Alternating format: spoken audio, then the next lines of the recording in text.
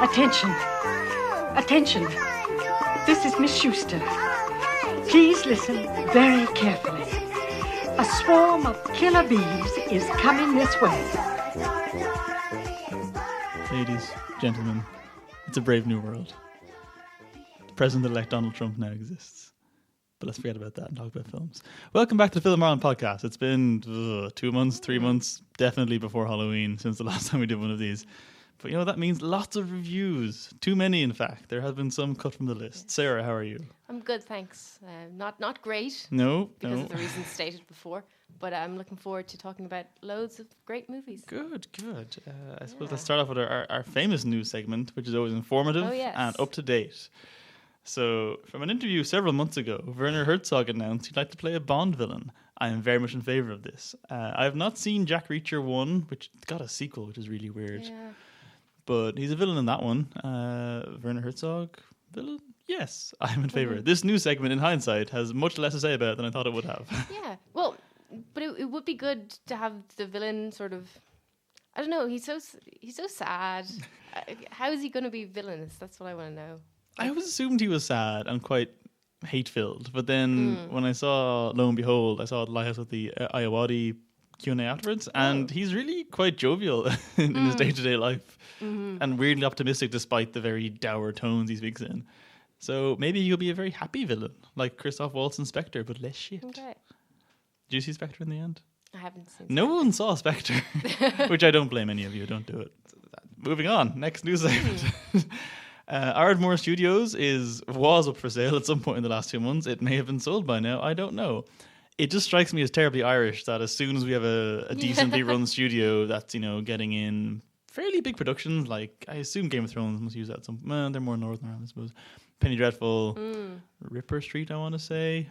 A few BBC shows, essentially.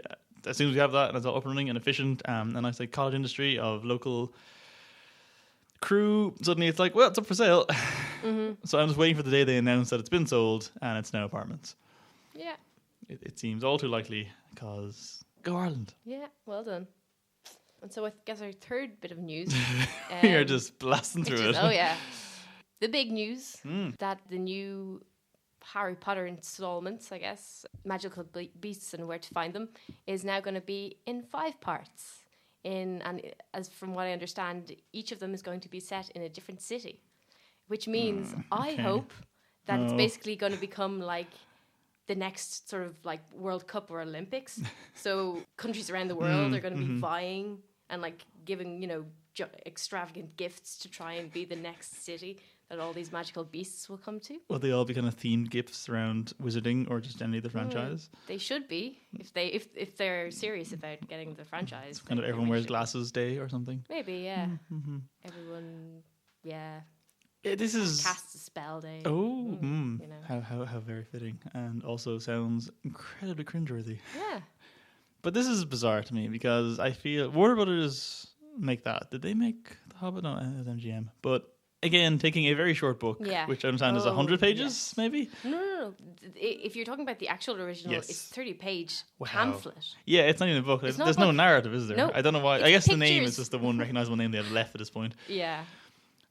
Now, I'm not going to see this movie. I mean, I might have to see it for our next episode, but I don't plan on seeing this movie because I don't care about Harry Potter at all. But from what I've heard, the other movies will be sort of building up that vaguely referenced subplot in the books about the parallel war that happened during the Second World War. That sounds kind of interesting, and the idea of what was it, Grindelwald? Grindelwald. Yes. Grindelwald as sort of the Hitler of that side. Like that sounds kind of cool. Admittedly, the casting, which we'll get to, I'm not massively sold on.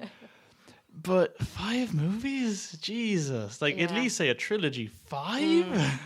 Yeah, I am also just very, very angry about this because I don't think anyone should get 5 movies. I don't care if you're like Spielberg. You don't get 5 movies until you've shown that the first one deserves a second one. Like, I wasn't surprised when they announced, okay, like, it's a month before release. There's a sequel coming out. Like, of course there's a sequel coming out. It's already in production, but that's not that surprising. Yeah. 5 movies. Right. Yeah. At least see, I mean, okay, it can't fail at the box office, can it?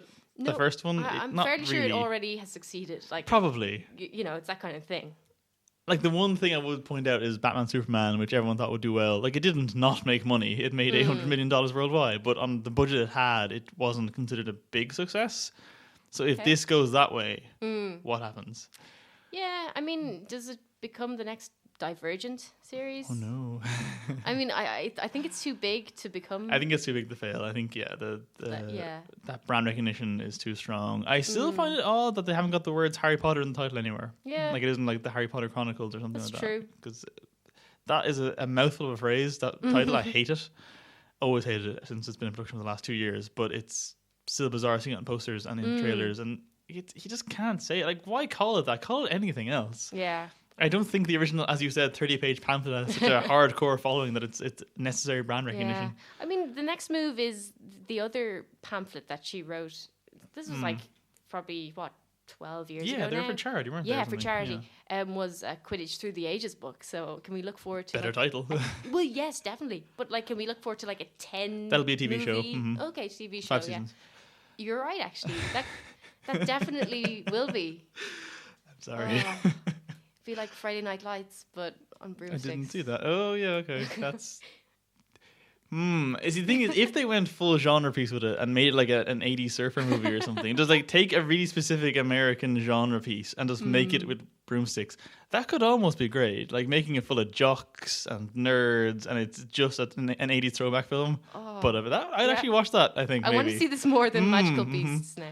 That's another question. What's the sequel that's going to be called? Just blah, blah, blah, blah, blah, Yeah. Beast 2? Or will they do like a Hunger Games on it and make that the first bit, and there's going to be a subtitle after that, and it's about 100 words long? Yeah. Or it'll be abbreviated like the Fast and Furious down to like Fantastic Beasts 2, Yeah, I don't know. Fantastic 5. feel like they might, do like a Lost in Manhattan kind of a thing, but not presumably. Yeah. It can't be Manhattan unless No. they decide to keep it in the same city. Like, it's a good question. I also didn't know Colin Farrell was in that till recently. I just saw the most recent trailer and I was like, oh, I actually quite like him these days, and I like him as a villain as well. He's very good Yeah. in Solace. He was the one good thing in Solace. Did you see Solace? I didn't. Solace was dreadful. Okay. It's one of the most one of the few recent like truly bad movies. Like, someone get a mainstream music. Anthony Hopkins in it. He's Okay. really phoning it in. Jeffrey Dean Morgan's in it. It's real bad. Would recommend. But so yeah, Colin Farrell's good in that, and he looks pretty good in this. I can't stand Eddie Redmayne, so I just don't want to watch this. But I like the version of the Potter theme in the trailer. That's a nice orchestral version of that. Well, it's always orchestral. A nice slowed down dramatic version. Yeah. All good. On to the sequel, though. They have already cast the titular. He's not titular. Grindelwald Ford. Might be. Maybe it could just be called Grindelwald. Here's Johnny Depp again. Yeah, not good casting. Don't like it. No. And also because they're probably going to go the whole gay Dumbledore route, which, all good, fine. I don't want to watch Johnny Depp smooching some dude. Just Johnny Depp looks real greasy and dirty all the time these days, and it just looks like, don't want to watch that. It's like sad older porn. I'm not into this at all. Yeah, actually, I was talking about this with a Sad friend. older porn. Well, not specifically. We didn't put that name on it, but God. we were wondering. Okay, obviously it is sort of a fan fiction thing. Their relationship. It's never really sort of focused on the books. It's No. not even, I think J.K. Rowling also came out and said like, Grindelwald isn't actually gay, guys. It's Dumbledore who is. Oh, I actually didn't think of it in that way. I just assumed when she said that made the whole thing legitimate. Yeah. So who knows what's going to happen in the movies, catering to fan expectations, whatever. I don't know. But Go on, sorry. like Johnny Depp is obviously quite a bit older than Grindelwald would have been at any time for a potential romance. That's what I thought. He seems old given the era it's set Yeah. in, unless they jump 10 years for the sequel or something. So I mean, Which they can, because World War yeah, II. I mean, But like that's the thing. They played so hard and fast with the characters' ages in the original movies yes. that like they can do whatever they want basically, and they will. Plus, there's magic involved, so Yeah, anyone can be any that's age it. they want to be, really. But you put in my head a much funnier idea. Well, not necessarily funnier, probably more offensive in many ways. Of whoever's cast Dumbledore just constantly trying to get with Johnny Depp for like 2 movies, and him just like having to Jack Sparrow run away and go, ooh, just like shouting "no homo" in World War II. So much worse, but also so much better. I feel like we've already come up with a lot more interesting ideas than Then anything the we're very going to see. painfully safe films we're going to be stuck with for the next 10 years. Pretty much, yes. Oh, it will be 10 years too. Well, okay, will they get these annually, do you think? Well, if it's 2 years per film, 5 films, that's it's 8 years, I suppose. No. Ugh. So this is how non-Marvel fans feel when they see the schedules coming up. Lord. But yes, I think we both had issues with the Depp casting, aside from the fact that he's a weird, dirty man that we don't want to see in movies anymore. I used to really like Johnny Depp, but I didn't like him before recent events. I just gone off him, but now I really don't like him because of the... Now, we couldn't find exact legal clarification on this before we started, so let's just say the claims against his person, which he allegedly performed against another person... They said he beat his wife. We don't know. They definitely divorced, and she got a lot of money out of it, which she gave to a women's shelter or domestic violence charity, which seems implicating, to say the least. But we don't know what he did. I don't know if he was charged or anything. But in any case, given if anyone else had that against their record, or their public record, they would not get cast in a major franchise quite so quickly. And I'm kind of disappointed in Rowling for this, because she's usually pretty good with these kind of things and standing up for certain things and just not letting that sort of shit slide. So, cop on there, JK. Whatever your real name is. I never looked it up in 20 odd years of living. Take that. If you're listening. If you're listening, J.K. Rowling. No, we love you, really. Go shove it. So you're a bad woman for letting a woman beater allegedly into your movie franchise, which you don't actually pay for or control. Yes. There are no winners here. I think is the takeaway. Reviews. Yay! So get to them. It's been a while. I think we'll start with a potentially contentious one, Girl with All the Gifts, which I had not heard of until about a week before it came out. Heard it was a zombie film, went, ugh. And then heard reviews about it, went, oh. Saw it and went, oh. And then text you and went, huh? And you went, no. In essence. Yeah. So it is a zombie film in a very nominal way. But I suppose the angle on it is that you're following... It's not really a spoiler, is it? That you're following all these kids that are seemingly incarcerated and being tested on because they are zombies. Or they're like second-generation zombies. So they are human for the most part, but as soon as they smell flesh, they suddenly get all ravenous and... lose like not motor function, lose like autonomy. So you're following one of those kids. Did I take her name down? It's so long. Oh yeah, what is her name? Let's just call her Pandora because of the movie. Melanie. Melanie. Excellent, good job. Your notes are better than mine. I mean, look at my notes. Yeah, there's like 10 words on that page. Yeah. Anyway, Melanie. So you're following her as she escapes with human.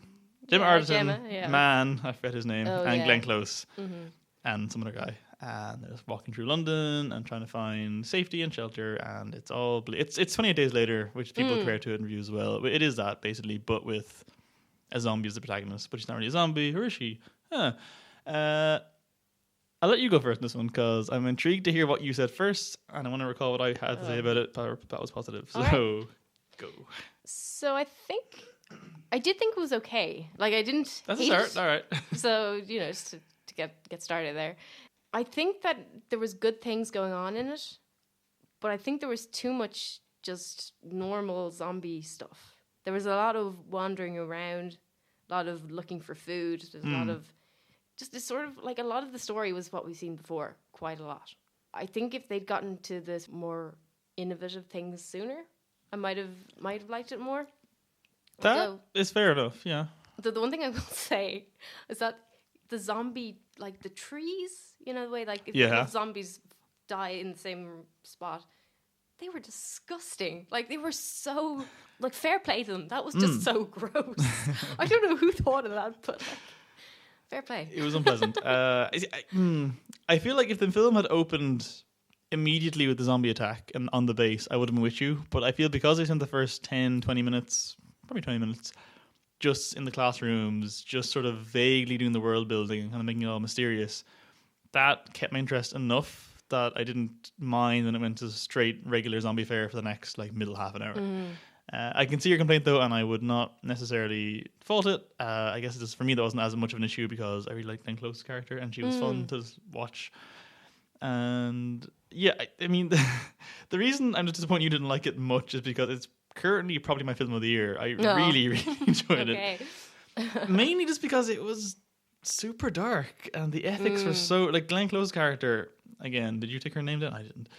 Glenn Close. Yes, it doesn't Glenn matter Close. what her character's name was. We have her name right. We didn't call her Michelle. It's all fine. Yeah. Because she's all like, let's just cut up some kids for science. I'm like, yes, this is a good character I'd get behind. Gemma Arterton, who I always used to think I hated her because the first thing I saw her in was Quantum of Solace, and she's fine in that, but she's hardly in it and not very good. She's the blonde girl in that one, yeah. Oh, well, she's the second one. She's the English one that gets killed halfway through. Yeah. She is. But she's great in everything else she's been in. I'm desperate to name any other film she's been in now late. Yeah. I don't think she has been in that much recently. Has she? Anything I've seen her in, though, I really like, but she was really good in this. The whole cast was great. The kid, Melanie's actress, was really good too. I mean, I think Hollywood's finally cracked the whole kid actor thing. The last 5 or 6 years, I've yet to find a kid actor that I really hated. It's getting hard to find one, which is very good. Definitely. The one bit, less so than the zombie stuff, that I found annoying was the weird feral kid bit.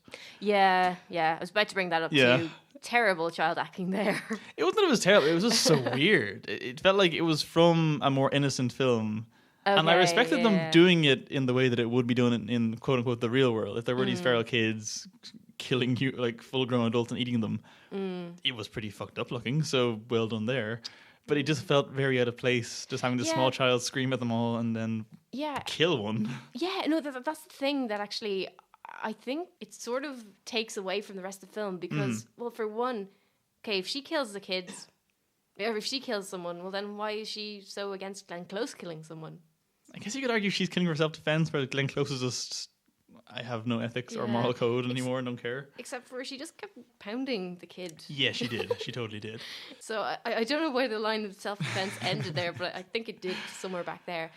And yeah, actually, there was a couple of moments where the film kind of fell into sort of like a Dora the Explorer mode, which was... Go on. Well, it was mainly Samantha running around the city being like, I know where to go. Follow me now. Yes, absolutely. I see what you mean. It was quite, I don't know, I was a little bit embarrassed. Like, I don't think this is how it goes, but maybe it does. Okay. Maybe that's what the zombie apocalypse will look like. It's weird at distance trying to just recall my thoughts at the time now, but I feel you're bringing up a lot of points that I hadn't really considered. But I think that might be why I liked it in the moment, because it had all these very generic tropes of just typical zombie film, seemingly typical innocent child character thrown to a bad world, but it kept subverting them, or at least slapping you out of it. Like, it was conventional zombie film, but then you kind of feel back to all these kids are zombies. And then it was, like Dora the Explorer, but then she'd go and eat a dog. And it was like, this isn't for children, is it? And I think there's that sort of pretending it was more innocent than it was, and then going, no, this is like real dark. I think I loved, and sort of spoilers, I'm a massive misanthrope, and I love when humans get wiped out in a movie. So at the end of it, her little speech about the whole, you've had your time, it's our turn, and I was like, yes. And I was quite happy when she just set fire to the giant awful mushroom stack and killed the world. I was like, yeah, all right. But I fully agree, the weird fungal zombie thing was a horrifying design choice. That was great. Yeah. It was really, that's again, like, the world building was just really good, and it wasn't overly expository. It was very organic for the most part, I felt. And like, even the pods, like they didn't know what they were at first, and it was Glenn Close just guessing what they were, and then it turned out that was right, and that was all really good. And for a it's definitely actually Train to Busan is going to be talked about later on. Like, as a zombie film, it's definitely way above average in my mind. Even the standard stuff was good. Like, I know because usually you wouldn't get a scene in the movie where they have to walk through zombies, but the zombies are all like still. That was unusual, I thought. Usually it's just we have to hide, or they might see us. Or this one's just, it's all to do with smell, which gives a new dynamic to it. Well, to an extent, it's doing noise as well, I suppose. But no, that was pretty tense. That was definitely a great scene. Just visually, like, yeah, it was very just dozens upon dozens of them all very... just standing stock still, and the one with the baby that was. What was it in the end? It was a rat. It was a rat, yeah. Kind of, okay. They definitely went in for the gore, gross out part. So yeah, they followed through. And actually, I did really like as well. I thought the scene, probably my favorite scene, was where you had Glenn Close, Gemma Arterton. I don't say Arterton, but I'm not sure what it is. Glenn Emma, Gemma. Oh, And close, good enough. I think it's Senya. I think that's the name of the girl. Possibly. Melanie. You know, the three of them are there. They're about to operate on her, and there's the showdown between kind of the three of them. And at the same time, there's like a zombie running in the background. in Yes. the background. Like that was brilliant. Yeah. For loads of Fully reasons. agree. Just like even the fact that it was just one long take, a bunch of women just duking it out. It was great. Well, the men are mindless monsters. Yeah. Yes, Sarah, we see your agenda. No, I agree. That was a really good scene. I'll definitely watch it again. It comes out on DVD, I think. I also think the score was very good. It was very unusual, Ooh, yes. and it was. I remember watching it, going, "This sounds like Utopia's score." It turns out the same guy, which is a very similar tonal thing. It's very misanthropic. Yeah. Do you know actually the ad for Drive Safely at the moment, where there's the sort of a nice. It starts off sort of a nice gentle song, and Oh, it keeps like getting faster, Keeps more getting high pitched, faster, and then yeah. gets really tonally weird and Yeah. awful. Yes, that keeps reminding me of The Girl with All the Gifts. I can see that. Yeah, like, it's weird, like humming noises. And Yeah. Totally. So I don't know whether there's any connection there either. They're both Probably. unsettling. Yeah, so they are both there's a unsettling. connection. I don't appreciate that further level of terror each time I watch TV now. I mean, So, we've broken up in this boom. country. Road safety ads are always just nightmare fuel. Yeah. So Yeah. there's a great YouTube video of some Americans who always are fascinated about. Do you remember the one from a few years ago where it was a Northern Irish one, and it was like a car that flipped and then like pancakes little kids in a park? Yeah. Really funny. That one was just genuinely hilarious. But there's some American, I can't remember what podcast it was, but just they review these ads and just them just pissing. Yeah, because they're so much worse than anything you get in American TV because they're so Really? graphic. Yeah, you wouldn't get away with that in like in okay. any other like outside of European countries, I don't think. Because they're so graphic and they're so awful and just traumatizing. And they show them any time of day. They'll show them in the afternoon. It's awful. Yeah. So there's Americans that's fascinated by them, and they watch that one and just like the stunned silence and laughter as that was a bit of a sidetrack. So yeah, Girl the Gifts. As many thumbs up as I can grow. That has it from me. From you, it's like I think of that bit in Doctor Strange where his hands are growing hands on his fingers, and yeah. I was just thinking more of going back to those zombie trees. Oh, the fungal trees. Yeah. Okay, fair enough. One fungal tree from me. Whatever, take that from that what you may. I would say the giant tower of fungal death from me. Yes. Anyway, yes. Moving on. Werner Herzog. The film is called, lo and behold, Reveries of a Connected World, I want to say. Sounds Lo and alright. behold. Which I still think is the most Herzogian name for a thing, because I can't not hear it in his voice. Lo and behold. Go, Werner. I really enjoyed this as well. I loved it. I think the problem with any Werner Herzog film for me is I find him so inherently delightful that no matter what the context is or what the subject matter is, even if it's... I don't think this film is particularly revelatory in many ways, but it's just fun to watch, and he just elevates what is otherwise standard enough interviews by just... Like, I've seen interviews with those, not those exact soccer-playing robots, but similar kind of technologies before, but only he would say, "Do you love the robot?" It's just great. It's wonderful. But I suppose, not what it's about is Werner Herzog talking about the internet. It's very loose structurally. Yeah, There's not really yeah. much, because it's in chapters, but there's no real connective tissue between them for the most part. There's no great conclusion. It's just, here's some things, think about it. Yeah. I have to make a confession here, which is that this is the first Herzog movie I've seen. Oh, really? Yeah. So Okay. the extent of my exposure to him before was his Rick and Morty Perfect. cameo. So which I enjoyed It's a a great lot. cameo. It's a great cameo. But it meant that throughout, lo and behold, I just sort of Kept hearing the word dick. Yeah, occasionally. But I honestly did not know what to make of it at all. That is the correct reaction to a Herzog film, I feel. So you've had the right experience. Well done. Well done. Thank you. I'm envious of your cinema going time. Yeah, I was kind of trying to figure out like how much of this is just him being genuine, how much is tongue in cheek. I have no idea. It's hard to know. It is really hard to know, because there's several points where he'll just linger on a shot and I won't cut for ages. Yeah. And like, is he taking the piss? Is this Yeah. meant to? I don't know. But my favorite bit was when they're in, I think, Las Vegas, and he's talking about the hacking convention. And he gives this big build up to this one guy coming on stage, like he is the most formidable hacker in the world. His name inspires awe, and he's hallowed tall. Then it's got this giant smiling, gurning idiot in the room, like nodding, and it's just, this is him. And it's just so funny. Yeah. I don't know either with Herzog what to do sometimes. I think he is tongue in cheek. I think he's trying to be quite sardonically humorous, but you really just don't know. Yeah. Even the bit with this is just turned us listing bits in the movie, but fine, whatever.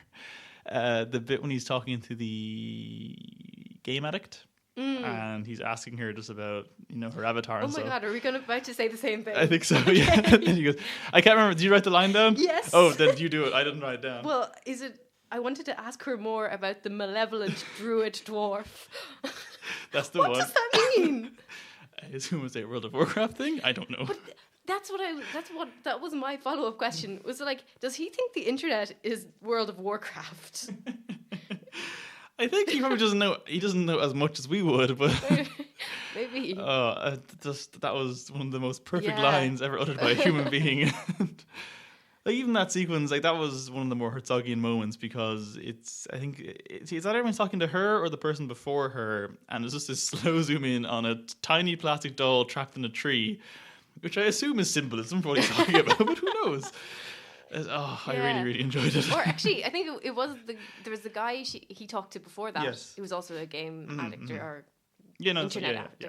And he said to him, all right, that's enough. No more introduction needed. And it's like, we haven't had an introduction and we don't know who this boy is. Because I think he emerged from a hut and then walked very purposely across like a wooden shaky bridge with like a terrifying smile on his face. And then, it's further going, that's it. No introduction needed. That's what I loved about this though. It was so slapdash in many ways. Like he clearly just did like one take and done. Which I think worked emotionally for some of the better bits when that sounds disparaging. Like when he's talking to the people with the electronic what's I'm looking for? Allergy thing. Oh, okay, yeah. Which, if anyone's seen Better Call Saul, is in that as a plot point, I thought it was fictional in that, but apparently it's real. Unless it's psychosomatic for them too, I don't know, whatever. But he's talking to them, and she's like full on crying talking about it, and she's like very serious, like, please take my illness seriously. And I felt very bad then. But during that moment, one of the other guys like puts his hand across the desk to hold her hand, like knocks the phone off or something, and they don't cut away; they leave it there, and that's all left in. I think that's good. Like most other documentaries would.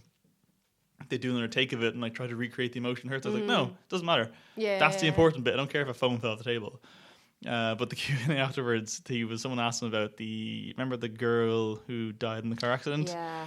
And they were asking us about like the way that's shot, because there's a really wide shot of just them all talking, and then there's this massive spread of donuts and pastries and stuff. It's bizarre. It's very strange. And the way he talked about it was we came in and they were just being very humble and welcoming, so they put out this large placement of food, and I said to my son, we have to leave it in. And it's just, there's no reason for it to be there. I don't know why he left it in there, but I'm glad it was there because it was weird. Yeah, I saw someone mentioning that they thought that segment in particular was quite Lynchian.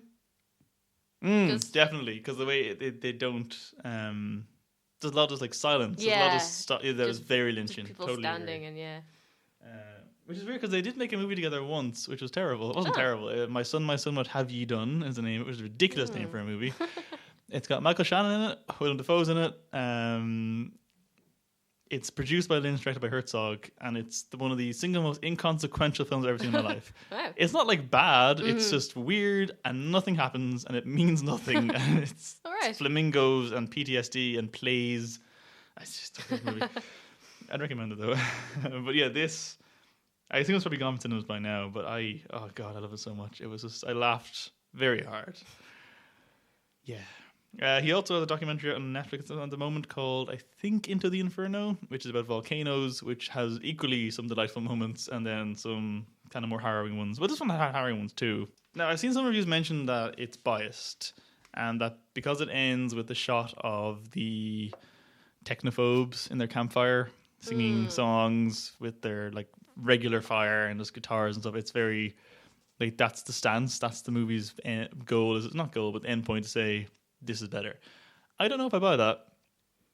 I think that was probably a nice image to end on, but I'm not sure that it necessarily stamps out Herzog's view as technology bad, old world good. I feel it's a much more balanced movie than that. I think it it did try to show negative sides, being like the addiction and like that girl that died and they had her photos posted everywhere. That was all saying like, look, this stuff can be used badly. Or even that really terrifying bit when he's talking to the security advisor and he's like, oh yeah, like our nuclear codes are constantly under threat. Like, don't tell me that. I don't want to know that. Yeah. But then it's also like, here's soccer playing robots and here's all the things technology can do. And like, I think it's pretty balanced. I think on the whole, it was pretty fair.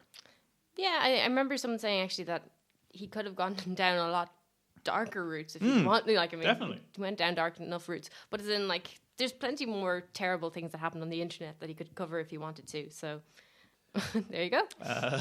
So again, I think we'll both say if it's still out, go see it. Madam Peregrine's? Oh god. Miss Peregrine. What is it? Yes. Titles. Yeah, so usually it's shit. names for us. Titles at the bottom this time around. Madam Peregrine's house for oh god. Home. Okay, don't worry, just make it for Home you. for peculiar children. Well done. I was just calling it Ava Green's movie for the Yeah, last few that's months. fine. Or the crossbow film. Yeah, not very good at all. No, I didn't hate it, but that's just because I got real dumb near the end. Like real dumb, and that saved it in many ways because it's... I don't think it's fair to call it just Kiddie X-Men because it's not that close to X-Men. Like the initial setup seemed like it was, but it's not really. It's sort of less interesting than that. Yeah. It's just that there are magical children in the world with abilities that make no sense. We'll get that in a minute. That are trapped in like time-locked days who are headed up by bird women. Yeah. And they're fighting off. Actually, okay, that's the rough plot. There's bad people. Okay, it's X-Men, but it's stupider than X-Men. It's more fiddly than X-Men, and the world building makes no sense. Sam Jackson's a bad guy. Eva Green's a good guy. She holds all the children in a house. That's your plot. Right. Let's just tear it apart. So my first point is, was your takeaway from this that the bad guys didn't exist till Sam Jackson and co. turned themselves into bad guys, at which point then the Slender Man things existed, or did they pre-exist in that world? Because if they didn't pre-exist, and they only existed in Sam Jackson did his experiment with the initial like 12 people, then as a Butterfield, what was it, Jake, yeah. John, Jake. Jake's power of being able to see them makes no sense. Oh, yeah. That If is they true. didn't exist before like 20 years ago, how could evolution do that? Yeah. So that annoyed me. I thought, yeah, that's a very good point, because actually I was thinking that the whole world building is very hazy, but Just putting it mildly. yeah, but it also brings up like, what's the point of having all these magical children in the same place in the first place? Yeah. Like, what, all their parents just died, and then this woman... If there's loads of these communes around the world, why are they them? I mean, that's the thing. It's if you go with the X-Men analogy, which they didn't really, it's some kind of civil rights thing, or it's about just a minority group. But for the most part, a lot of them didn't seem like they needed to be excluded. It almost seemed forced. Like the necromancer kid, whose power I didn't understand until I read about it afterwards. Anyway, I thought, does he produce hearts from his body? I don't know where did they come from. He wasn't like, if they reference he was a necromancer, oh fine, but that's only I read on Wikipedia later on.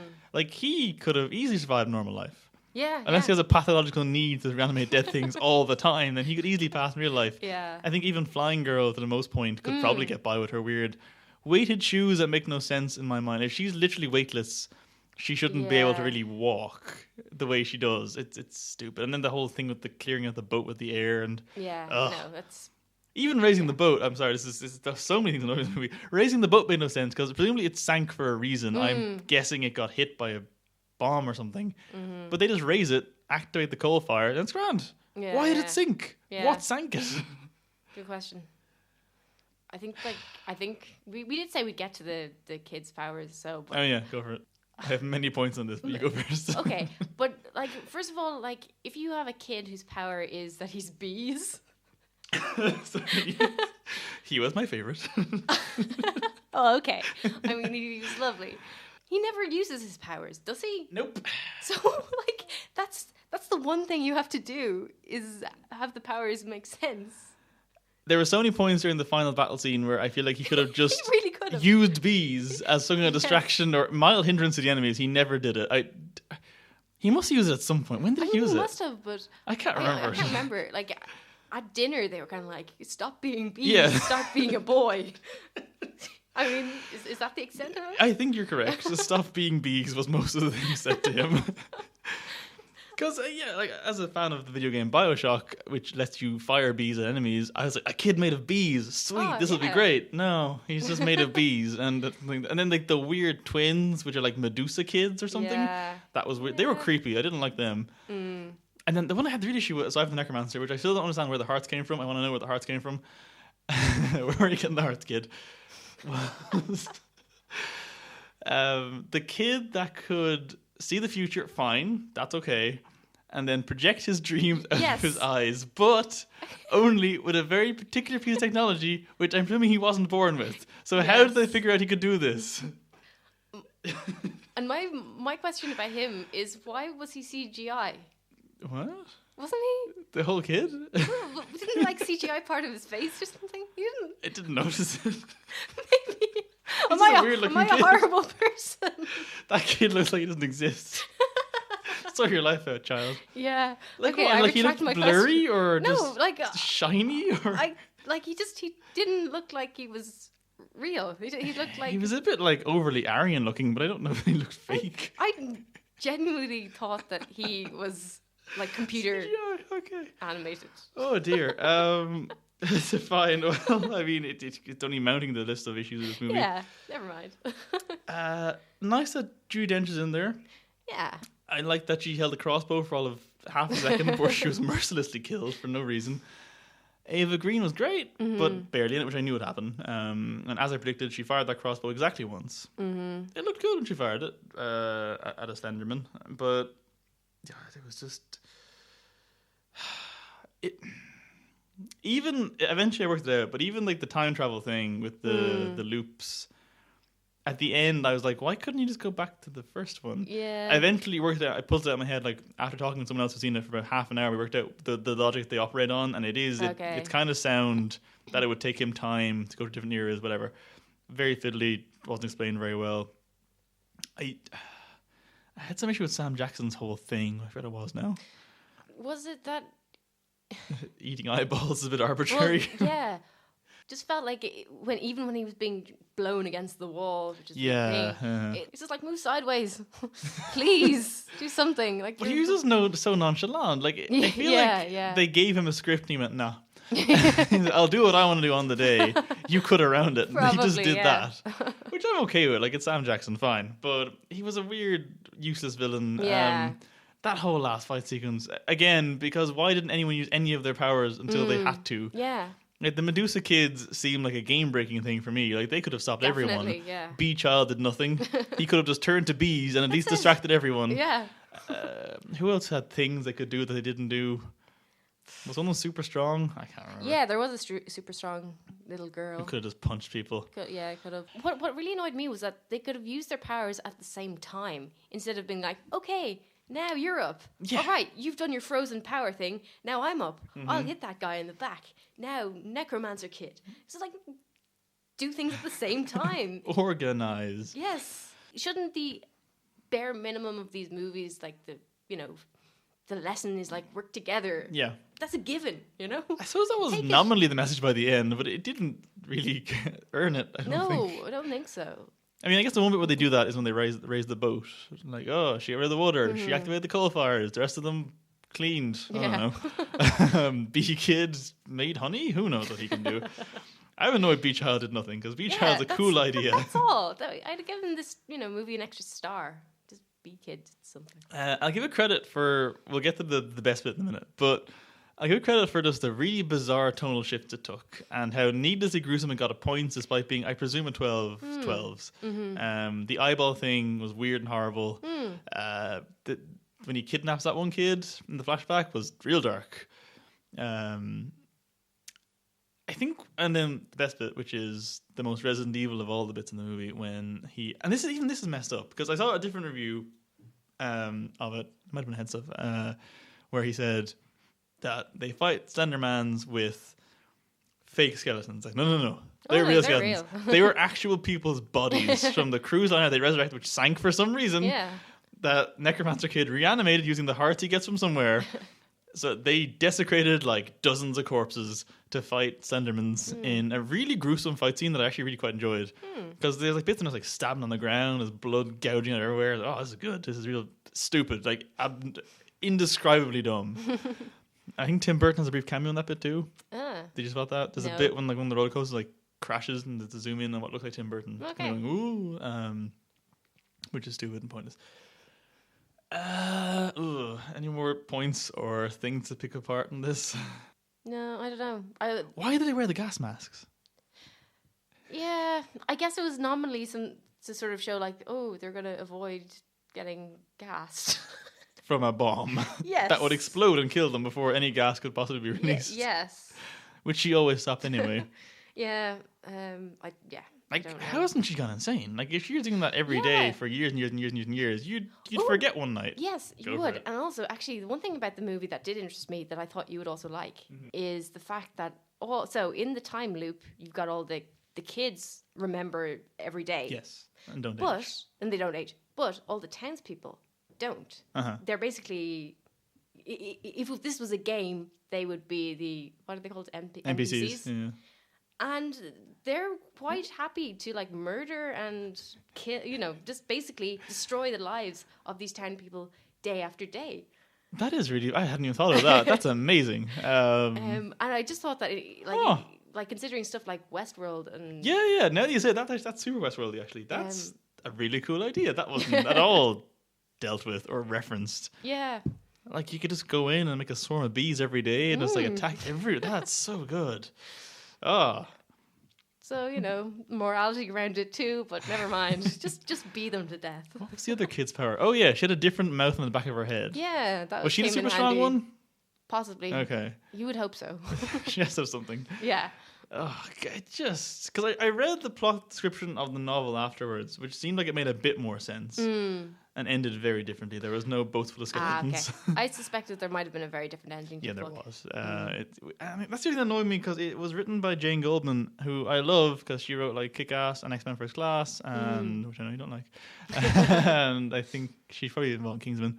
And she's Matthew Vaughn's other go-to most of the time, and I. Like, the weird tonal stuff is very her. That's very kick-ass. But it just didn't work here. And, Sam Jackson was so bad.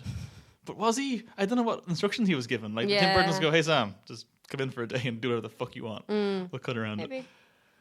And then why did Ava Green not go on the boat at the end? She just stood in the tower Batmaning in the distance for a final shot. Yeah, I don't know. I mean... Dumb. I also kind of thought it was weird that they were like, Jake, the protagonist, was sort of like, oh, so your power is that you can turn into a bird. And she's like, no, I can just turn into a bird. That's not my power. Why are you my power is time travel, you idiot. Yeah. It's just like, that's so obnoxious. That reminds kind of extending on from the kid who needs the eyepiece to do his power. She can only time travel or freeze time with the watch. Yeah. So how did her race of bird ladies discover they could freeze time before they got watches? Good question. Did they get born with the watches? It's just such bad world building. None of it makes any goddamn sense. It's really frustrating to watch. And boring. I'm sorry, it was boring. It was quite dull. I quite like Asa Butterfield, and I thought he was decent in this. A good American accent for a British guy. Solid, but dull. Nothing happened. Love interest, don't care. Even like it seemed like there was a twist coming, like a very obvious twist of Necromancer Kid being all like spurned lover and then going bad. Like no, he's so good. Oh. Yeah. So just nothing happens for an hour. All right, that's fine. That was cathartic. Yeah, so fuck that movie. It's worth it. It's not worth it. Sorry, it's not at all worth it. If you have to watch any of it, watch any Ava Green scene, any Judi Dench scene, and then the big dumb fight at the end. Yeah. That's it. Pretty much. So what are we up to next? I have down next as Nocturnal Animals, which you have not seen, No. which I will briefly talk about, which is the first of 2 Amy Adams movies we'll be reviewing this evening. It is about, she is a jaded artist who doesn't see the point of it anymore because it's all just crap. And then she gets a manuscript delivered to her house from her ex-husband, who is Jake Gyllenhaal. It is a crime thriller. So the movie is basically just showing the novel dramatized as she's reading it, but cutting back to her present day stuff now and again. Not that often. Basically, the book is because she left Gyllenhaal. See, I'm trying. How much is it? Isn't spoiled? She left Gyllenhaal and remarried, and they keep referencing how sensitive he was as an artist, and he's a very sensitive human being, and it broke him basically. So the novel is his kind of exercising those demons from himself, and she's kind of realized that it's all about her and what they had and what she did to the relationship, and it's very dark and very murdery, and Michael Shannon's there and it's great. But without going into spoilers, not much else I can say. All I will say is Tom Ford came out of nowhere as director for me. I haven't seen Single Man yet, which I think is the only other thing he's directed.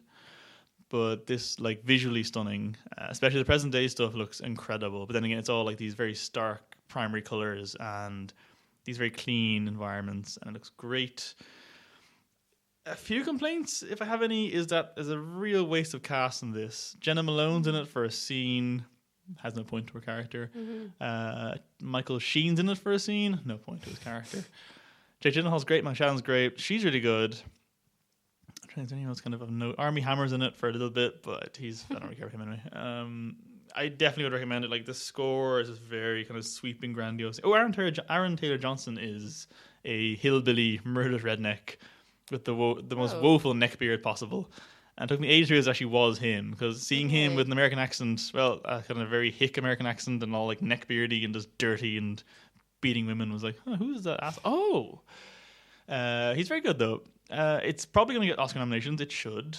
It should probably at least win for maybe cinematography, and I actually think Johnson could do a supporting actor nomination.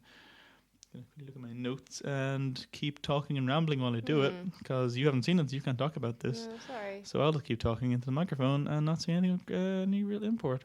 Her mother, whose name, actress, I did not look up and refused to. So I should call her Michelle, because Michelle is our go-to. We've forgotten that woman's name. She's in it in all of a scene, even less so than the previous single scenes.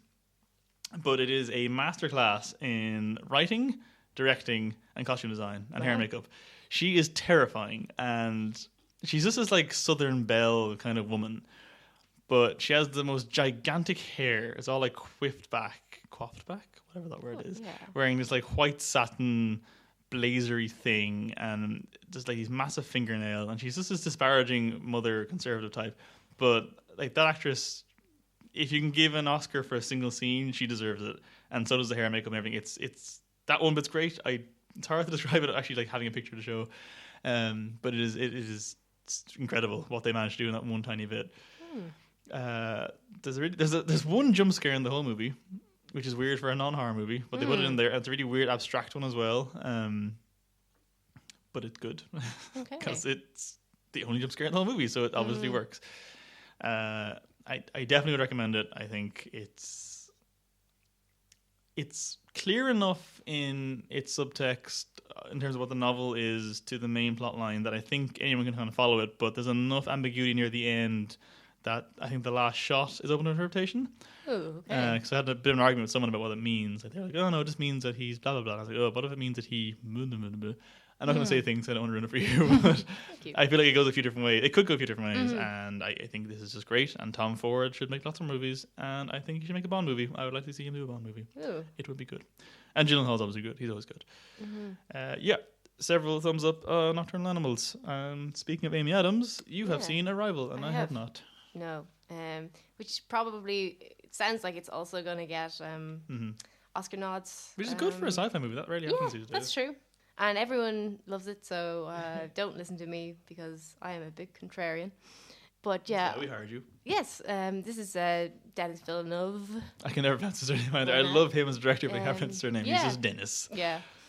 So it's based on a short story called "Story of My Life." Yeah. Or "Story of Your Life." One of them. I think Your Life. Your Life. Story of Michelle's life. Yes, Michelle's life, exactly. So in this, Amy Adams is a linguist who has just lost her daughter to some sort of unspecified disease. She's still getting over the death of that, and then aliens arrive. Oh, what bad luck. Yeah, I know. Or is it? Because maybe these aliens are nice. That's maybe. So there's 12 alien giant pods. She gets her kid back, doesn't she? She gets her kid back. Well, we'll see. They land around different places around the Earth, and the big thing is, how are we going to communicate with them? So Forrest Whitaker, who is colonel in the US Army comes to Amy Adams saying, "Can you translate this for us?" And she says, "Well, maybe, but I have to meet with the aliens first." So yeah, so Smart the movie is about her and Jeremy Renner, who's a mathematician, I think.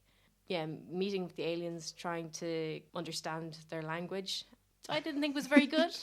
You're not selling it very well, if I'm honest. I don't want to sell it.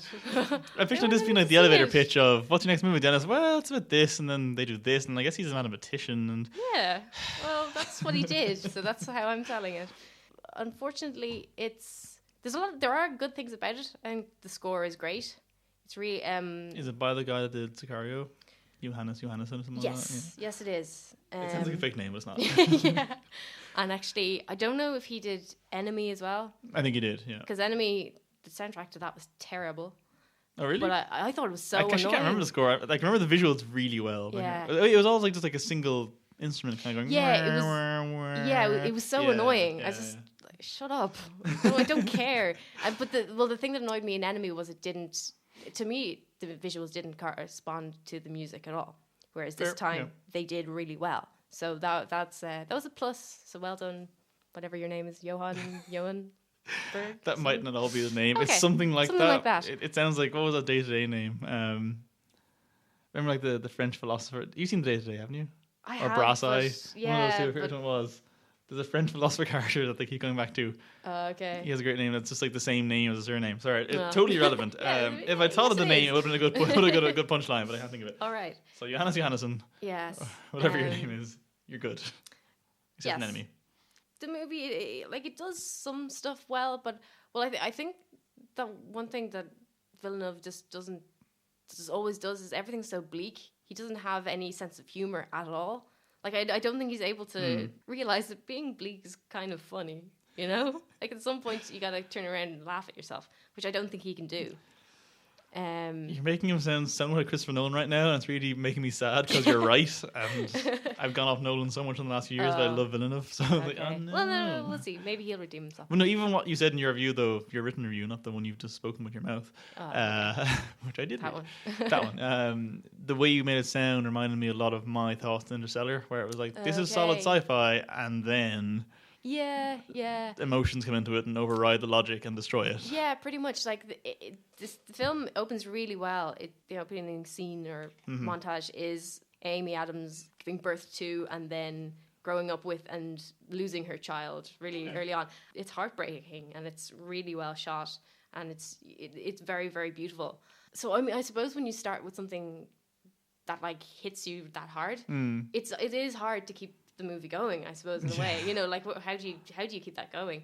It's just that after such like an impactful start, there's not really enough going to keep the viewer interested, I don't think. Amy Adams joins the US contingent to try and decipher this language, but like there's pretty much nothing else going on. Like it's sort of like everyone was just waiting around for her to turn up, and then when she's not doing anything, no one's doing anything.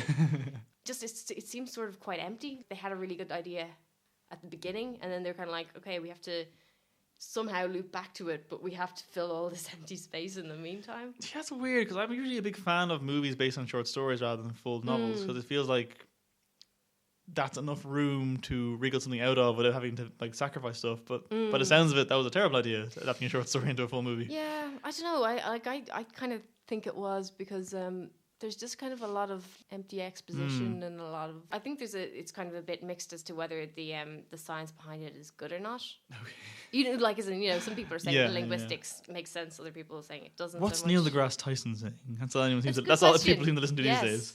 And then it just falls for like just the the kind of stereotypical pitfalls, like because Amy Adams is a linguist, for some reason science is her enemy. So you get a couple of like, oh, science, don't talk to me about science. How the hell does that make sense? I have no idea.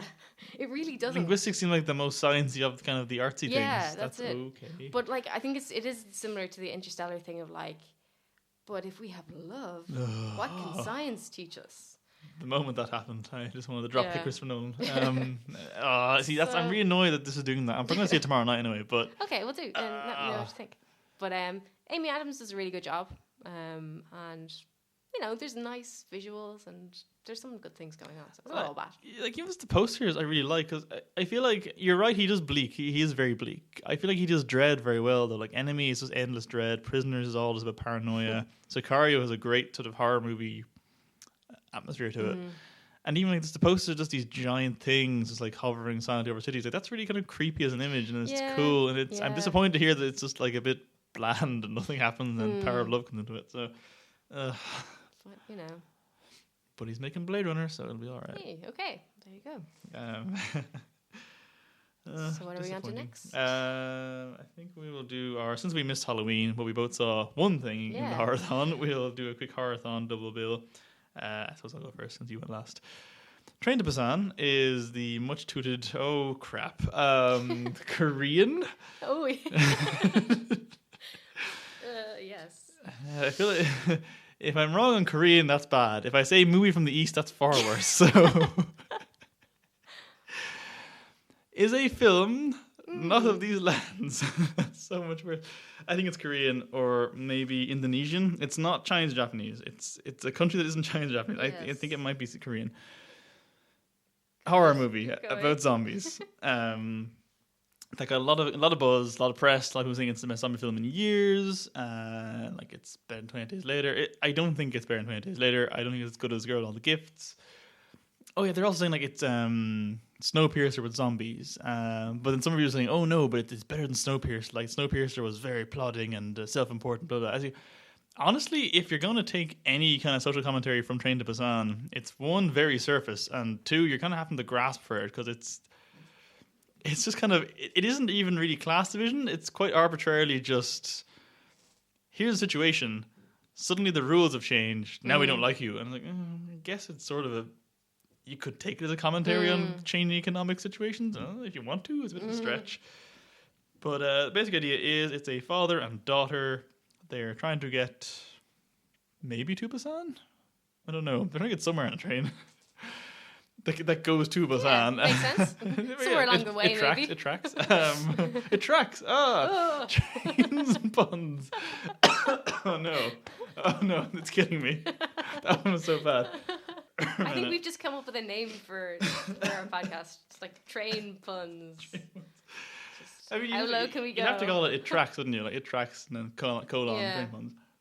Anyway, so they're on a train, and the zombies happen, as they are wont to do in situations like these. I don't think they explain. Oh, they do vaguely. It's not important.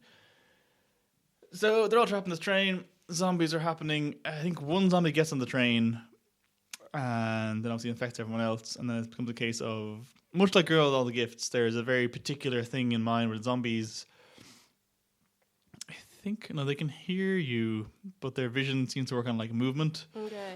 And they can't see it all in the light, in the dark. So if the lights go out, like in, say, a tunnel, which trains want to go into, they become entirely motionless and they just don't move because they don't know how to move in the darkness. That's amazing, actually. Yeah, it's cool. They still work on sound though, so they'll still, like, if they hear noise, they'll go to it. But basically they act like scared children. If they get darkness, they just don't move. Okay. Which is it's a good little plot conceit to have. These zombies are basically the World War Z zombies, so they just sprint. Which led to me laughing quite a lot during this because did you see World War Z? Yeah. Yeah. No, it was kind of funny the way they kind of climbed the wall that one time by just dogpiling each other and then just like making a weird liquid of themselves. Like, it enraged me, but I mean, I guess it was kind of funny also. I laughed a lot. But I didn't read the book, so I went in there kind of going, this is a perfectly adequate movie. It's stupid, but it's fine. I'm sure the book's a lot better, but this is hilarious. Excuse me. That pun really just took it out of my throat. So that happens a lot, but I think they made it worse than World War Z in terms of just the sheer absurdity of the visuals. Because it's on a train car, so once a full carriage is infected, you just got this like rolling boulder of humans just careening through a train like wall to wall, and it's great. Yeah. But it's stupid. There's a bit when they're kind of in the station and they seem to have trapped the zombies behind them. And they're like running to get on the train. The zombies are all like on the second floor window just smashing it. And they just all break out and start raining down the train. So it's just literally raining zombies. It's hilarious. It's so funny. Which is not to say it's a bad movie. It's not intense. It is, as a zombie film goes, a solid one because they kind of avoid a lot of the things you hated about Girl with All the Gifts. Like, there's no plodding around like the countryside looking for resources. It's just we're on a train, the zombies on the train, get off the train. Oh no, zombies in the station, get back on the train, go. It does get very Japanese cinema at points, which is worse if it's not a Japanese movie. That's even worse. Which is to say, the dialogue is quite cringy and very melodramatic and filled with emotions, and the score is totally out of place and just like swells at points into like these really mournful violins. It's like, please stop. There's a train of zombies, like made of zombies, behind you right now. Like there's near the end, they're escaping on a smaller train, and a single zombie grabs the back of it, and then a zombie grabs that zombie, and then they kind of make a weird giant. I assume there's some kind of kid's toy that does that. A lot of hooks. I suppose like human Velcro, I suppose, if you were doing it. They just kind of keep grabbing each other, and then there's a giant I see what you mean, thing of zombies sliding along the ground behind the train. It's great. Laughed so much. Yeah, aren't there monkeys that do that? Yeah, I feel there's something about monkeys. Because there's a line in Iron Man 3 about that. That's the only context I have for the monkey thing. I think it was also in Toy Story. Yes, you're right. Yes, that's the exact picture you need. That, but with zombies. But less of a single file of them, more just like a big mess of it. Okay. Like a little like tangled hair with humans. It's wonderful. So yeah, I would recommend it. Like it's short enough and it's a decent, fun watch. If you're genre savvy enough of a zombie film, which everyone is, everyone's seen every zombie movie ever, or watched The Walking Dead or whatever, so everyone knows zombie movies. It's better than most. It's not boring. I think just the cultural divide means it's quite funny in places. I really could not take the last scene seriously when it's meant. The second to last scene where it's meant to be this very serious, sad sacrifice moment, and just the score is so cheesy and so screamingly trying to get you to have a bit of a cry. Well, this character sees flashbacks of his daughter being born and is crying, and then spoiler, kills himself because he's infected. It's stupid, awful. There's also one character who is just the most caricatured bad businessman possible, who it's actually quite funny the level to which he will fuck over everyone else just to get away with it. But yeah, no, it's good fun. I'd recommend it. Oh yes, I will say one other point about it that was quite good. The actual movement of the zombies when they aren't a big CGI horde of tangled hair is really good because they apparently hired dancers for it. So the movements are really jerky and really unsettling. When they're like just becoming infected and moving around, it's terrifying. Wow. Once they go a giant ball, it's really funny. Okay. But it's did you see the first Silent Hill movie? No. Okay, if anyone's seen that, the way the nurses move in that, which was also dancers, I think. Well, I assume they hired. I didn't actually look this up in hindsight. I just saw my notes saying dancers, and yes, they hired dancers. There's a question mark after that. I meant to look it up. I assume they hired dancers. Okay. If not, it was just some really good kind of just body performance by those zombie actors. Yeah. So yeah, it's clever, it's fun, it's decent, it's funny. You'll laugh, you'll cry. Have a real good time. All right. Train to Busan. So keeping with the theme of movies from the Orient, Sarah. It's our new section. We're very white. Yes. So this is Headshot, which was also part of the IFI Horror-thon. Mm-hmm. I think it actually closed the week off. Yes, possibly. But it actually wasn't at all horror. Because Train to Busan opened it. That's a nice bookending. That was our plan all along, yes. Totally. So yeah, oddly enough, it wasn't actually at all horror. Yeah, it's an action movie, isn't it? I heard about it months ago being sold as like a Raid-esque film. Yeah. So it's the same main actor, isn't it? Same main actor, Iko Uwais. Nicely done. Yes, thank you. No, it's straight up action. It starts quite Bourne-esque. So Iko Uwais turns up. I think Bourne did the same actually. He just like washes up on in a harbour, and he's brought to a hospital where this nice young female doctor is looking after him. And once he wakes up, he doesn't remember anything. And at the same time, a sort of evil bad guy syndicate have been looking for one of their members who somehow went missing. So I wonder what happened there. Intrigue. Yes. Yes, that's it. So once they hear about Iko Uwais, he's called Melville after No, in Melville? No. Sorry. Why did you spend the last 2 minutes saying the really hard pronounce name repeatedly when his actual name in the movie is Melville? Trying to show off here. No, sorry, it's not Melville, it's... I was hoping you could say like Bob or something. Like, why did you do that Bob. to yourself? No, sorry, it's Moby Dick, but it's Ishmael. They call me Ishmael. Oh, so they call okay, him Ishmael. yeah. Then they go looking... When they hear that someone has washed up, they go looking for him. When they don't find him there, they kidnap his young doctor friend. And then he decides that it's up to him to go and rescue her. It's very silly. Not much of the movie makes sense. I don't think that was the intention either. I think it's sort of how many action sequences can we shove in there. But it's actually, like, if you do like martial arts films, it's pretty good. Like, there's a lot of very inventive action going on. There's one sequence where Ishmael is handcuffed to a desk and then has to basically like use the desk to parry shots or parry hits away from him. There's a lot of really, really great action going on in it. Unfortunately, more so, I don't know if this is like also a genre thing, but like internal sort of small spaces seem to be better for action. Once you go outside, then you don't have to fight. You can just move slightly away. And there's also an issue that no one seems to have any peripheral vision, so doesn't sort of make for similitude, I guess. But makes for good action. I mean, they're all things you could level. Did you see the Raid movies? Like you could level those. Yeah, they're the same problems there. Like it was all like bathroom stalls and hallways or corridors, horror doors.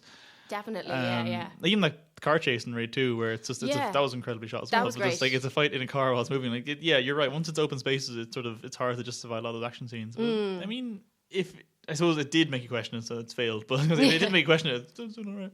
Yeah. So why do you think it was putting a horror-thon? If it's like, what about it was, to you at least, the horror bits? Just the blood? Yeah, actually, it was very gory. Okay, that's very well. So it probably was. And actually, the opening sequence is disgusting, but also just amazing. It's like set in this Indonesian jail, so like you're already it's not going to be that pleasant. And there's just so many just like shanking and stabbing and just it's so I would say probably is definitely the gore. I don't think there's much more than say in the Raid either. Like it would be about as much of a horror as the Raid would be. I mean, Horror-thon's weird. They showed Black Dynamite there first, so I mean, you don't know them anymore. Anyway, it was a good. I'm glad I saw it. It was good inclusion. So I wouldn't mind seeing it. I had meant to see it actually, but that's good. Oh, actually, the one other thing I would say is that the camera work is terrible. I know. It's so distracting. It's just like shaky twirling right. and there's a lot of fast editing, which isn't required when your actors actually are really good martial artists. Exactly. Don't cut. Just let them do it. So that put me on the first Raid movie actually that they did that. They did a lot of cutting, which I thought ruined it. Okay. But there you go. I think I know what we're going to end on, but I think you saw Thing based on a book. Yes. I am not a serial killer, or I don't want to be a serial killer. I am not a serial killer. Not a serial yes. killer. It was directed by our own good old Billy O'Brien, who is Irish. That sounds so much like a fake name that you made up on the spot. I promise. What's a good Irish name? Paddy O'Patrick. He made this. And actually, there's some great names in this because the main character. His name in the film is John Cleaver.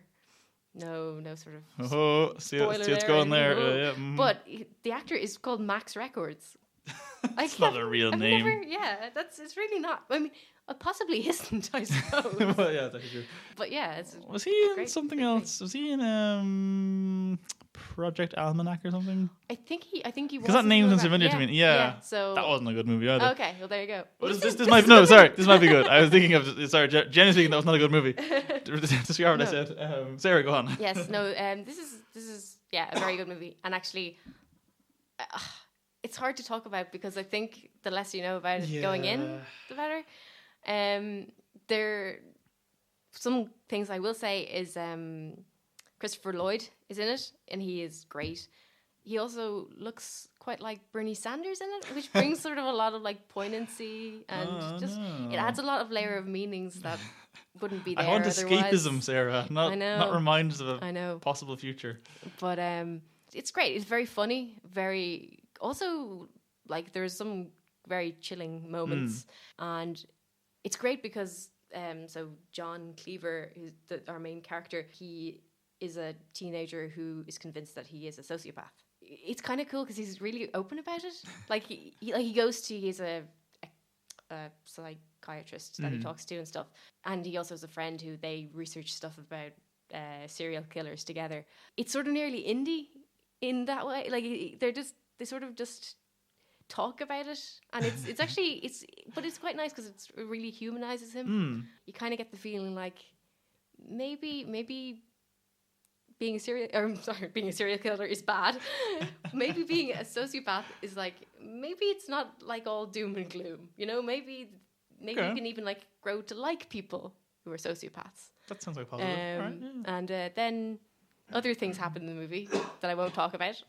But I would really, really recommend it because I think it's probably one of the best movies I've seen this year.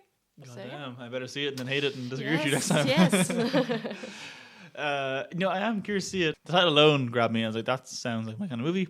Christopher Lloyd, I was like, yes, excellent. I am curious about the plot. I know you're not going to say it. No, you shouldn't. Just because I read Wikipedia really quickly, and it's weird that the novel that it's based on does not mention the word paranormal in synopses, but the movie does. Okay. And I'm wondering if they added that in, or if it's already, or maybe it's like it's vague in the novel or something. Because it seemed like a very interesting, low key, as you said, just exploration of sociopathy.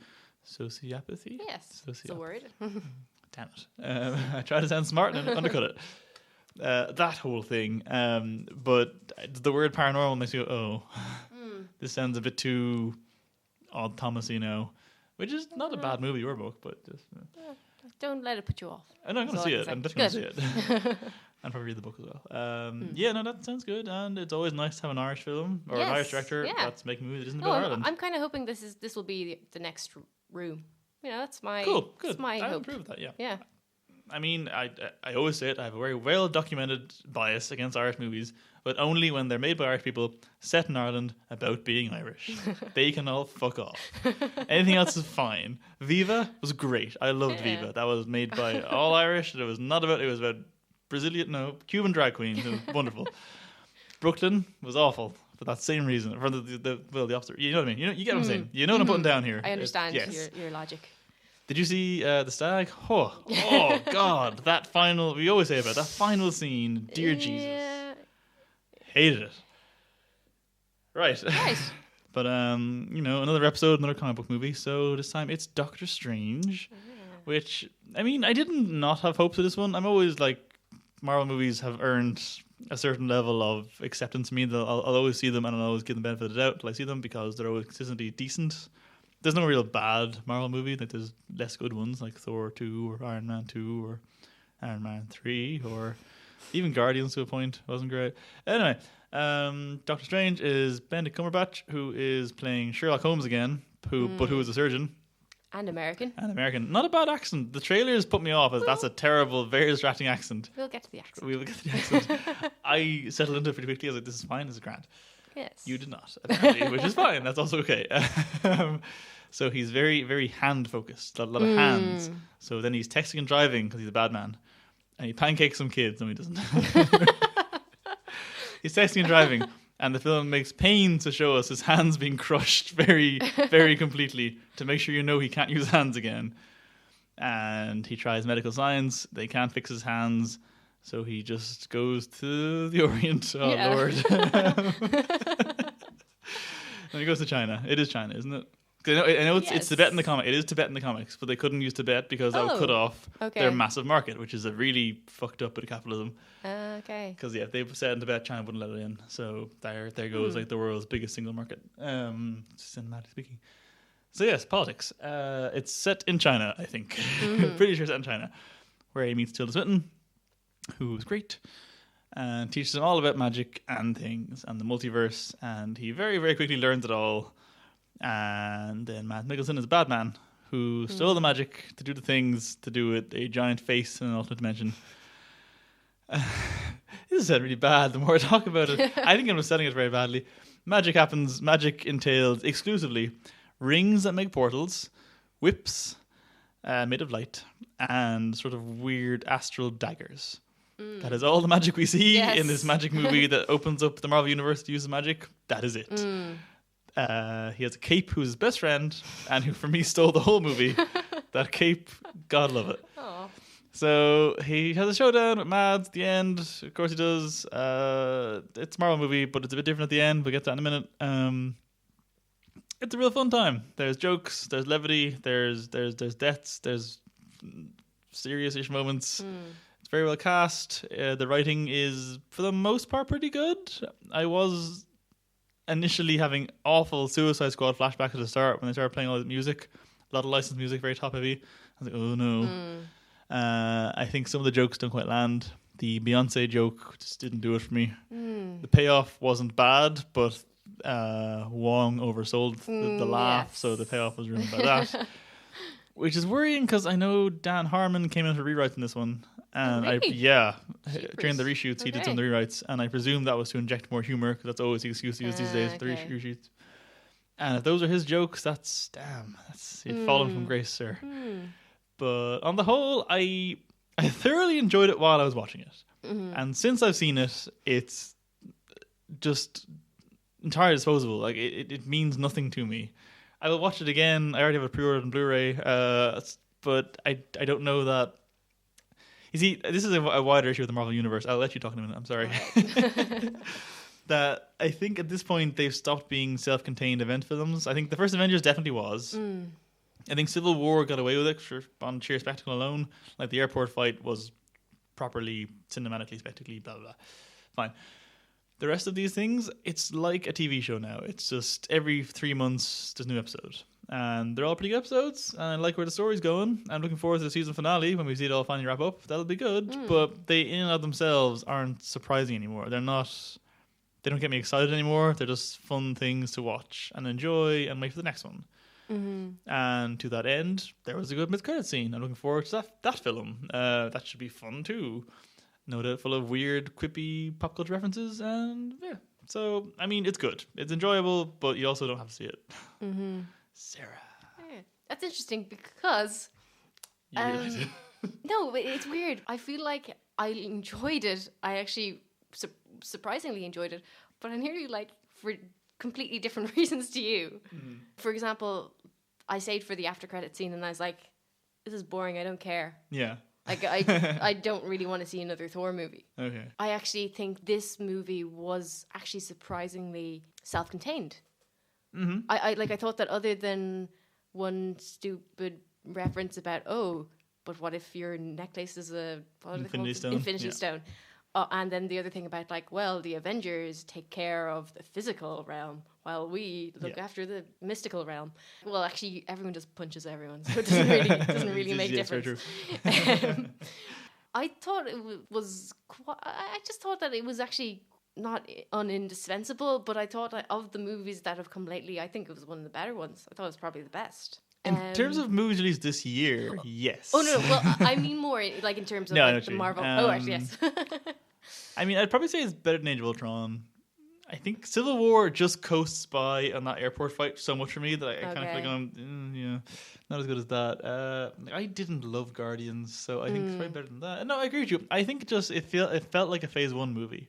Okay. Well, true. I mean, it was an origin. It was an origin story, but it was a very by the numbers origin story, and I was like, this would have been amazing in 2009. Right now, it's still good, and I did enjoy it. I just feel like there wasn't enough, especially because they made these promises of it's gonna be so trippy and it's gonna open up the Marvel Universe, all this weird new shit. It didn't though. It just was another Marvel movie, which is fine. It didn't do enough. I don't think. I guess it didn't, but I think that maybe I was happy to just see it as a movie in and of itself. I don't really want to see 5 more. Yeah, I know. Doctor Strange movies. So, for me, I went in. Spoiler, I'm afraid you're going to. Yes. Okay, I went in with very low expectations. So, possibly that's part of it. I was thinking, we're going to see Inception again. I thought that the visuals were a lot better than Inception. Fully agree. I thought that some of the way that they integrated, the way that the the buildings like changed and twirled around and folded in on themselves. It wasn't just CGI, just explosion in the background. It was very like physical minutiae thing, you know, and the way that they used windows or ledges or whatever to their advantage. Like I thought for the way that these movies are going, that was really inventive.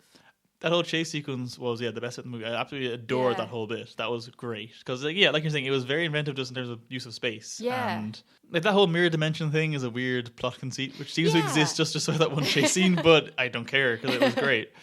And I kind of wish, and I hate saying this, that I'd seen it in 3D because I didn't, and I think it probably would have added to it. Even just like when they're initially breaking into the mirror dimension, like when Tilda Swinton like opens it, the way it's like cracks in the world, like is it just in reality in the air? Like that would look cool in 3D, I think. Yeah, that's a good point, actually. And even the other best bit in the movie is probably the kind of being thrown through the multiverse bit, when it's just all just proper, straight from the comics, Doctor Strange, hypercolor visuals, just trippy acid nonsense. Great. Loved it. Hands growing from hands, weird looking. That was all. I mean, again, I feel like I'm sounding more negative than I actually felt about it. I don't know. Like, given the year it came out in compared to the DC output, this is way better. So I can't really complain about it. And I thought it was really well cast. Tilda Swinton, for all the myriad of problems her casting presents, was great and had a lot of fun with it. And I loved her. She was so much fun. Yeah. Even Mads, for what little screen time he has, great fun. Really enjoyed him. Yeah. I like the little bit when they're like, Mr. Doctor. No, it's strange. I suppose it is. Like, oh, this is so terrible, but it's great. And again, I can't overestimate the cape. The cape was the most ridiculous thing because I don't think the cape is sentient in the comics, and I didn't think the cape would be sentient here. And then suddenly it's the butt of jokes. It's helping. It's seemingly full on sentient, which makes me think that locking it in a cage seems like a violation of its human cape rights, if such a thing exists. Yeah. But yeah, the cape was good. I like the cape. Yeah, someone was saying to me, actually, we were talking about it, how great Tilda Swinton did. He pointed out that she never looked at the person. She was always like looking beyond them. Yeah. And it was just stuff like that was just really inventive. And it sort of made me think like, she's not even acting yet, you know? Like she's so hardly, that's it. Like, so even her like last scene, she totally sells that. I think. Even though in any other one of these movies, I wouldn't care about that. I think that's just whatever. But she really sells like, yeah. Sad to think that she might not be in the rest of the movies. I mean, that's the other thing about the movie. The whole thing centers on time travel, which I'm fine with in theory. I feel like they utilize it to a very game-breaking degree in this movie, and I mean, that sort of means any film in the future surely doesn't have a problem now if you can just do that. Okay, I suppose that is. Like, I was just thinking that the use of time travel at the end was pretty clever. Oh, it was clever. No, plot-wise, very clever. Yeah, you're right. But I'm thinking of that as, like, that being the end game. Yeah. But it's not the end game. No. So that's where the problem comes up. But that's the other thing, like, again, for a Marvel movie, which they always end the same way. And now I know Civil War undid this, and you kind of hated it for it. Not hated it, but you just liked that they dodged showing the Winter Soldiers as an army kind of thing. But I was happy they didn't do another, Marvel movie ends with giant army fighting off against one character. This one sort of seemed to go in that way, but then they arrive like late and they're already lost. Yeah. And then the entire final battle scene is a battle of wits. It's just him talking to, it's himself, because coming back to the mocap for Dormammu. It's a stupid name to say out loud. Yeah. Mocap and voice for Dormammu. Okay. And I thought that was great. That was really clever. Just having the final battle scene be, again, weirdly CGI heavy, I suppose, but not just being a nightmare of explosions and just fists and rockets and it's just talking. Yeah. Well, he still got, I suppose, shot an awful lot, didn't he? But by and large, that was really clever. That was well done. It is good. I'm going to see it again, okay? I'm going to see it again and judge it for a second time. Fair enough. But, I would recommend it purely on Tilda Swinton and that chase scene and that bit in the astral plane and stuff. Even I quite like the way at the end of that big Inception chase, they get to like just a big swirling vortex, and then Tilda Swinton just shows up and goes, "Right, video game boss fight time," and just like builds an arena around them. And it's so video gamey and stupid, but great. Yeah. I almost said Amy Adams. Rachel McAdams doesn't need to be in this. No. I mean, I like her. I like seeing her in things. Pointless. Yeah. Nothing to do. Pretty much, yeah. Oh yeah, can I bring up my the accent thing? Yes, go for it. So I didn't have an issue with the accent in general. Like I've heard American people kind of saying what part of America is Yeah, he it's from? kind of out of nowhere. It's just this weird, like, neutral one. Yes, Yeah. but obviously that doesn't really matter for us. The one thing that just nearly blew my mind, well, that's a bit strong, but anyway, but just quite excited me was, so at the end when he is stuck in the time loop thing, why did he become a cross between Pierce Brosnan from Taffin and Magneto from the end of First Class? That was really weird. Or was that just Are you me? saying he sounded Irish? No, he just, well, suddenly his accent just changed. And then it just also just became so, like, over the top. Sorry, I know I gave an example of 2 Irish actors there. Oh, yeah. But just, like, it was just so suddenly out of nowhere, just so different and so strange. I don't know what happened. So strange? Yeah, so strange. I've been waiting. That was planned. Totally planned. Like the train thing. Yes. I didn't particularly notice it. I thought, Okay, yeah, he was well- kind of... They clearly just shot like a ton of takes of that and just Yeah. used it if they could. He definitely was like hamming it up more in certain ones than other ones. I think invoking Taffin is a dangerous name to invoke. That's saying a lot. I don't know if it was quite that bad. Maybe Magneto. I can probably see that. I Okay, didn't okay. particularly notice it, but I'll look out for it in second viewing. Yeah, please do. I hope it's full Taffin because that's amazing. Whew. Yeah, sorry. Don't get your hopes up that high. So, good movie. Yeah, no, it's definitely it was a good solid romp. I think more than most of the recent ones, you probably could watch that one when I haven't seen the other ones. It's yeah. you know, you're right. It is very self-contained, like bar like the tiny allusions to Avengers and stuff, which you can ignore. Yeah, I'd probably recommend it more so than most of the recent. You know, I actually really quite fully agree with you. I think it just didn't excite me the way I hoped it would. Like, it didn't do what the first Avengers did. It didn't do like Winter Soldier did. It didn't just get that kind of, I don't know, that joie de vivre going in me. Whatever the hell that means. So I'll quickly say Sausage Party is partially funny, initially terrible. I think it's a better trailer than it is a movie, without doubt. First bit of it, not great. It's all those really like laboured sex jokes. Gets to being funny. Weirdly has all these very heavy political leanings because one of the characters is a bagel who's obviously Jewish, and then the other one's like a falafel. It's all meant to be like Israel-Palestine allegory, and it's just weird. But the end message of the movie is that like, it doesn't matter what race or sex or creed or sexuality you are, and it ends in this massive orgy that is one of the most disturbing things I've ever seen. Because they've got, I mean, to give you an example of one of the worst bits, it's like a sausage going through a donut into like a bun. So they're all just like screaming and like with ecstasy. And it's just every bit of food, fucking every other bit of food. It's truly one of the most horrifying things. It is dreadful. I did laugh at points. The movie gets very meta at the end. I don't really care about spoiling this one, where they discover they're in a movie and then build a Stargate to go kill the creators of the movie, like Seth Rogen and stuff. Okay. That's the way it ends. It's weird. Okay, setting up a sequel. I guess, but I mean, what do you do with that? Yeah. You just got Seth Rogen as a sausage fighting Seth Rogen the man, and I don't know I don't know who I want to win at that point. I have no horse in this race. Yeah. But it's certainly not unfunny. It's just, I think there's a certain level of crude humor where you're gonna kind of either go with it or just get sick of it. And I think I got sick of it after a while. Like it's no Bad Neighbors 2.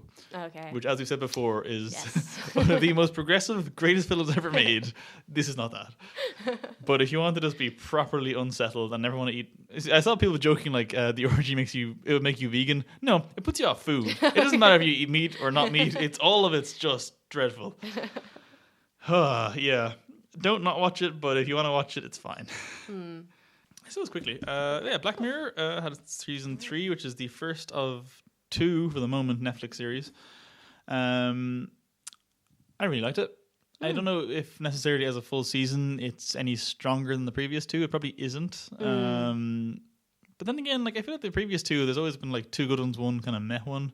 This one had, I'd say on balance, probably 4 good ones. Yeah, probably about similar. Yeah, like I did not care for Nosedive. I thought it was fine as good friend of both of ours, Pona on Facebook. It's just Meow Meow Beans from Community, but taken seriously. Yeah. It is fine. It didn't seem entirely unplausible. It just didn't go anywhere, and the message at the end of she's finally free now that she has no social media. I was like, whatever, okay. Yeah, I think someone pointed out to me that the problem with it is like in a lot of the episodes, or at least a lot of the good ones, you learn more about the worlds you go along. And this one is just like that's totally everything is a rating system. And by the end, all you've learned is that everything is still a rating system. Yeah, pretty much. So like that episode could have been half as long and you would have learned as much. I feel like it had one bit that I really liked, which is that one trucker lady. I thought she was probably the best individual character of 6 episodes. She was a lot of fun. I enjoyed her. I guess we're going in order now. So Nosedive was blah. What was episode 2? Playtest. Yeah, that was probably the weakest one of the 6 of them. I did not like it. I just think it didn't. It was very inconsequential. It was just, here's a fun idea.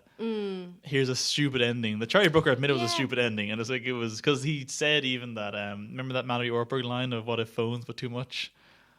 Do you recall this? Again? What if phones but too much? Mallory Ortberg of The Toast wrote an article like last year. Okay, it's really funny. Called "Next on Black Mirror," which is all just like fake episode titles and concepts. Oh, it's I do remember. You remember this? Yeah, it's really funny. But one of them is just like it has a really highfalutin title.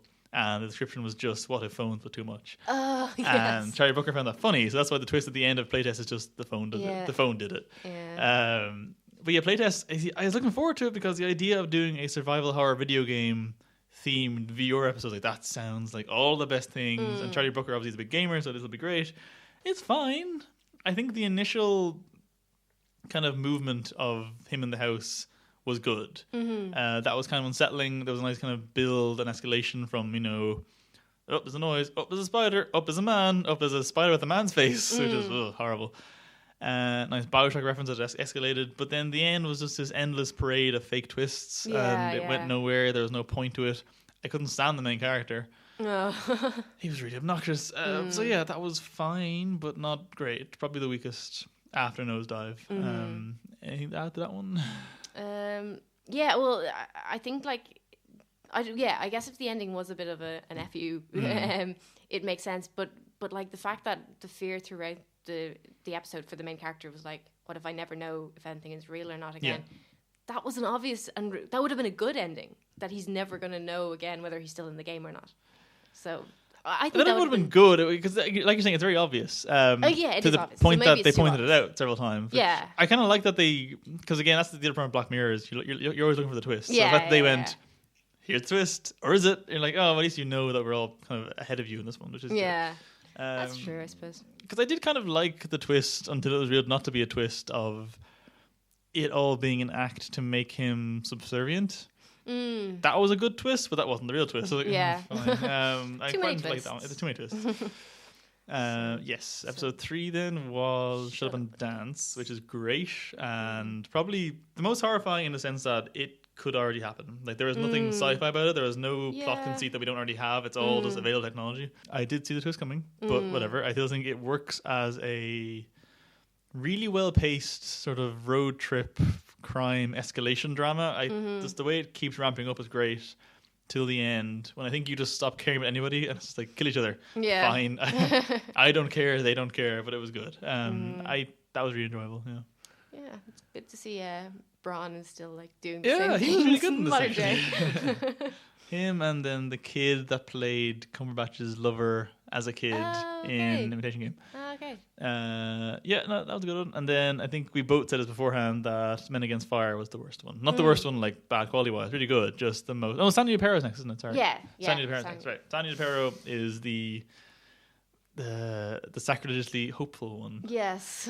Which everyone's like, well, and then they all die. No, it's just okay. It's over.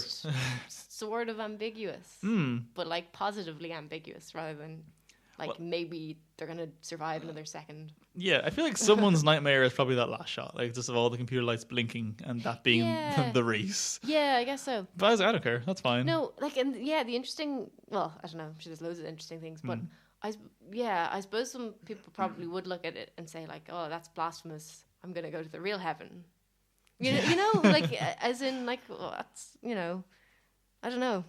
We're going to get heaven on earth. Stop complaining about it. Exactly. It's fine. It's the 80s, everyone's favorite decade. Yeah. How can you complain?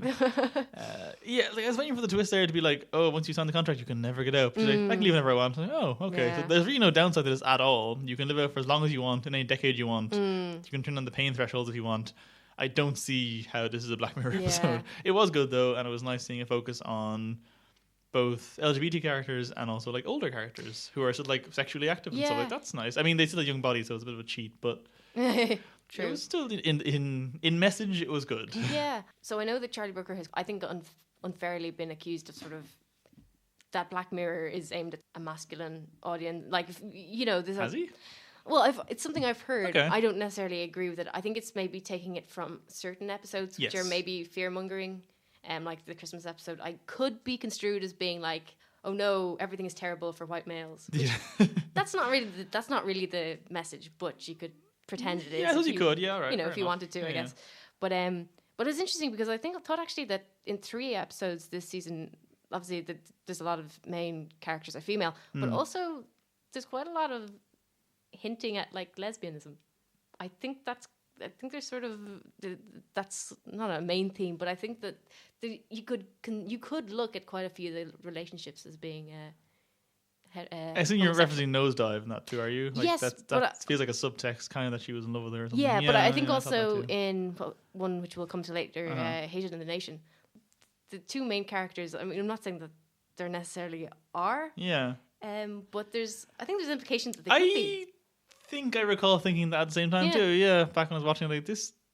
Yeah, all right. So it's just nice to see, you know, other types of people getting. if that is screen him time. addressing a complaint, that's him doing it quite subtly. So Yeah. well done. Yeah, there you go. Yeah, Sandy DePero, pretty solid. Yeah, and then Men Against Fire, which was just taking the idea of military conditioning and VR and general augmentation to one's eyes, just racism, and taking it to the worst extreme possible. And that was unsettling.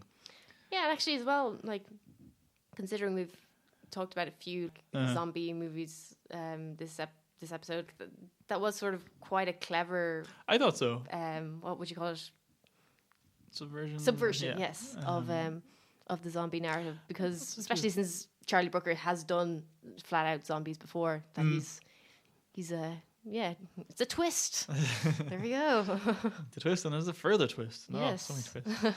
I thought that too. I remember when I first started kind of going, oh, it's zombies. And then when it happens, it's actually not bad. And I suppose the reason it works as a zombie thing is because they're not zombies. Yeah. Because like the way they talk about them as like people like hiding them in their homes, so, like, this is interesting subtext, making zombies like refugees. Good. Oh no, they're actually just refugees. Yeah. But yeah, it was good. I quite enjoyed that one. I do think Black Mirror, because I know back in the day it was always assumed that they were all like separate universes.